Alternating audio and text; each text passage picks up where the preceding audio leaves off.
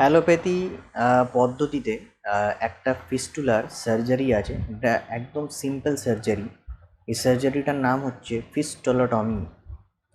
তো এই সার্জারির জন্য কারা কারা এলিজিবল এবং কোন ধরনের ফিস্টুলার জন্য এই সার্জারিটা একদম উপযুক্ত সেটা আপনাদের জানিয়ে দিই।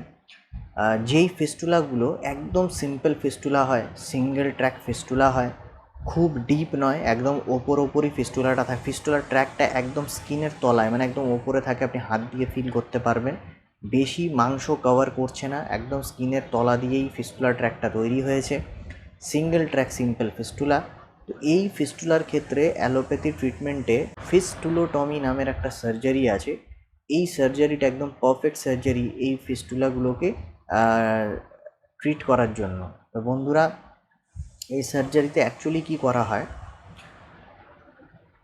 ইন্টারনাল ওপেনিং থেকে নিয়ে যেইখান থেকে পুঁজ বেরোচ্ছে এত দূর পর্যন্ত কেটে দেওয়া হয়, পুরো জায়গাটাকে কেটে জায়গাটাকে ফাঁক করে দেওয়া হয়, ওপেন করে দেওয়া হয়।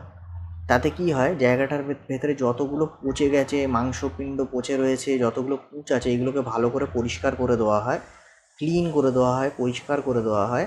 পরিষ্কার করে দিয়ে এতে হালকা করে ডেলি বেসিসে মলম লাগিয়ে, অয়েনমেন্ট লাগিয়ে ড্রেসিং করা হয়।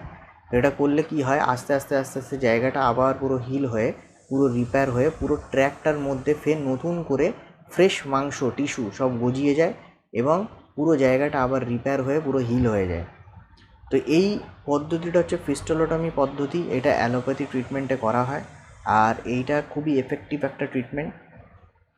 এছাড়া বন্ধুরা, যেই সার্জারিটা আমি করিয়েছিলাম, ছাড়সূত্র লাইগেশন প্রসেস, এইটা আয়ুর্বেদিক ট্রিটমেন্টের সূত্র দিয়ে একটা আলাদা রকম পদ্ধতি। আর আপনারা যেই পদ্ধতির ব্যাপারে নেটে হয়তো দেখেছেন সেইটাও ছাড়সূত্র দিয়েই করা হয়, সেটা বারে বারে থ্রেড চেঞ্জ করা হয়। তো বন্ধুরা, আমাকে অনেক আমার ভিউয়ার্সরা জিজ্ঞেস করেছে যে আপনি যেই ছাড়সূত্র প্রসেসটা করেছেন, এই প্রসেসটা তো একটু আলাদা রকম মনে হচ্ছে, কিন্তু আমরা তো নেটে একটা আলাদা রকম পদ্ধতি দেখেছি যেটা দিয়ে থ্রেড চেঞ্জ করা হয়। তো এই প্রশ্নটা আমি আমার ডক্টরকেও করেছিলাম আমার সার্জারির আগে। তো ডক্টর আমাকে বলেছিল, দেখুন, থ্রেড চেঞ্জ করার যে পদ্ধতিটা রয়েছে ওটা শুনতে খুব ইন্টারেস্টিং লাগে, কিন্তু খুবই পেনফুল একটা প্রসেস। আর এমন একটা প্রসেস যেটা আপনাকে সব সময় একটা পেন দিতেই থাকবে, কারণ একটা থ্রেড সব সময় ঢোকানো থাকবে, গাঁট বাঁধা থাকবে, এবং প্রত্যেক সপ্তাহ 7 দিন 8 দিন অন্তর অন্তর থ্রেডটা চেঞ্জ করাটাও একটা অনেক পেনফুল একটা ব্যাপার। তো বলছে শুনতে বহুত ভালো লাগে, অনেক লোকরা করায়ও, কিন্তু ডক্টর বলছে আমি এটাকে সাপোর্ট করি না।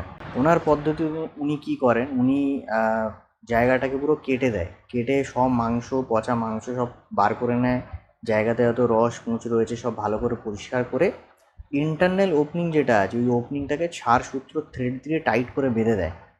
উনি বললেন এই বাঁধার পদ্ধতিটা হচ্ছে যে জায়গাটা বন্ধ থাকবে, জায়গার মধ্যে আর ইনফেকশন হবে না, আর যেই জায়গাগুলো বাঁধা রয়েছে ওটা শুকিয়ে পড়ে যাবে নিচে। তো সেটাই হয়েছে। সার্জারির পরে উনি যখন ড্রেসিং করতে শুরু করলেন, তারপরে 10-12 দিন পরে দেখলাম আস্তে আস্তে দড়িটা শুকিয়ে, জায়গাটা শুকিয়ে নিজেই পড়ে গেল।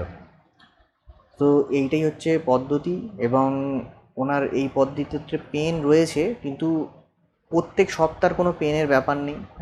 ফার্স্ট 10 ডেজ পেন থাকে, তার জন্য পেন কিলার দেওয়া হয়। 10 দিন পরে আস্তে আস্তে পেন অনেকটাই কমে যায়, তখন আপনাকে পেন কিলার না খেলেও চলবে। তো এইভাবেই আমি সার্জারিটা করিয়েছি আর এখন আপাতত ভালো আছি, কোনো সমস্যা নেই আমার। যদি আপনাদের এই ভিডিওটি ভালো লেগে থাকেন আর এই বিষয়ে আরও জানতে চান, অবশ্যই আমাকে কমেন্ট করবেন, চ্যানেলটিকে সাবস্ক্রাইব করে আমাকে উৎসাহ করবেন, তাহলে আমি আরও ভিডিও বানাতে পারবো। আশা করি আপনাদের ভিডিওটি ভালো লেগেছে। ধন্যবাদ ভিডিওটি দেখার জন্য।